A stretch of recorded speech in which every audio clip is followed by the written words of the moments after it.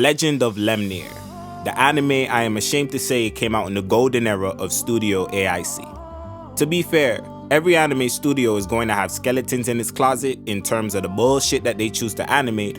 I mean, Ghibli did do Tales to Earthsea, but yeah, let's get into this. Starting off with the story, this is the epitome of a sloppily executed plot.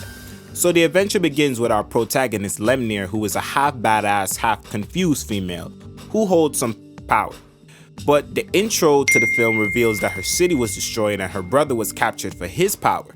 So Garden is the evil warlock or wizard, whatever, behind all this mess, and Lemnear swears to kill this motherfucker and claim her brother back, and that's it. See, now, it seems like an easy enough plot to follow, right? Nah. I find that the events of the plot tend to just happen, especially in the first half of the show. Things are said and done without a very enticing enough explanation for you to build onto your curiosity, or I should say, care. And this is a major issue here. First off, before anything, this OVA is sort of just bland to watch. And that's going to be the biggest issue here. You don't get a deeper backstory to the origins of this world and the power Lemnear holds, why this dude is after her, and it damn near makes it undigestible when you mix in the fact that, well, the OVA is just boring. As a huge fan of swords and sorcery anime, it should be a no-brainer that all the fantasy and magic elements that are in this series should naturally make me enjoy it. But the show just doesn't have a solid foundation. We didn't learn enough about Lemnear to give a flying fuck about what happens to her.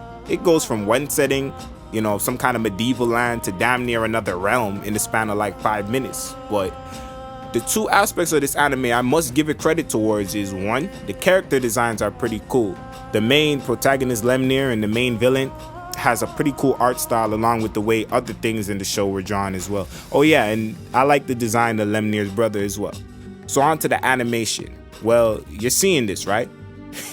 Yeah, so there's that. The other thing that I could say was pretty cool was the action. Not the best choreographed fights, of course, but hey, comparing it to the story and the entertainment level, I'd say it's a redeeming quality. And just for the record, it's 1989.